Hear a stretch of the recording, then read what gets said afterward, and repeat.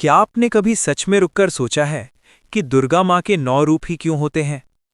क्यों हर साल नवरात्रि के 9 दिन हम 9 अलग-अलग रूपों की पूजा करते हैं? क्या ये सिर्फ एक परंपरा है या इसके पीछे कोई ऐसा रहस्य छिपा है जो हमारे जीवन को पूरी तरह बदल सकता है? ज्यादातर लोग इन 9 दिनों को बस एक त्योहार की तरह देखते हैं। नए कपड़े, गरबा, भजन, व्रत। लेकिन बहुत कम लोग ये समझते हैं कि ये 9 दिन असल में हमारे अंदर चलने वाली एक बहुत बड़ी यात्रा का प्रतीक है। एक ऐसी यात्रा जो बाहर नहीं, अंदर होती है।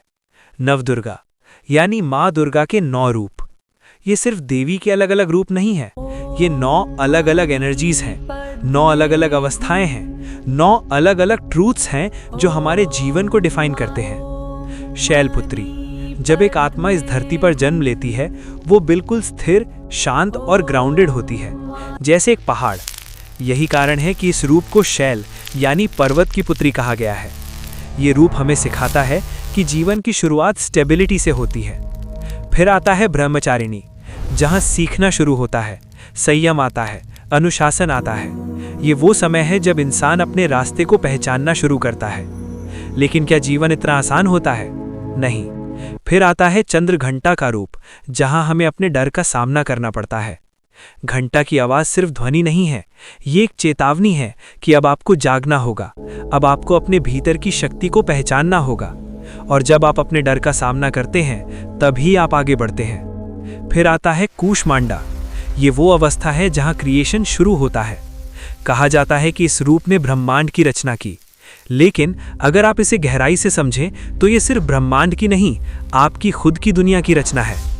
आप अपने विचारों से, अपने कर्मों से अपनी रियलिटी क्रिएट करते हैं। फिर आता है स्कंद माता। ये रूप हमें जिम्मेदारी सिखाता है। जब आप कुछ क्रिएट करते हैं तो उसकी जिम्मेदारी भी आपको ही लेनी होती है। ये जीवन का वो फेज है जहां आप सिर्फ अपने लिए नहीं, दूसरों के लिए भी जीना सीखते हैं। फिर आता है कात्यायनी, शक्ति का रूप। ये वो समय है जब आपको अपने लिए खड़ा होना पड़ता है, जब आपको अपनी सीमाओं को तोड़ना पड़ता है, जब आपको ये समझना पड़ता है कि आपके अंदर कितनी ताकत है। लेकिन असली परीक्षा अभी बाकी है। फिर आता है कालरात्रि, सबसे भयानक, सबसे शक्तिशाली रूप। ये वो अवस्था है जहां आपको अपने सबसे बड़े डर का सामना करना पड़ता है। अंधकार, अनिश्चितता, अकेलापन। लेकिन यही वो जगह है जहां असली ट्रांसफॉर्मेशन होता है, क्योंकि जब आप अपने डर को पार कर लेते हैं तो फिर कुछ भी आपको रोक नहीं सकता।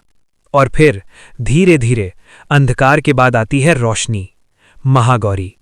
ये शुद्धता का प्रतीक है, शांति का प्रतीक है। ये वो अवस्था है जहां आप अपने सारे बोझ छोड़ देते हैं, जहां आपका मन शांत हो जाता है। और अंत में सिद्धिदात्री, ये पूर्णता है, ये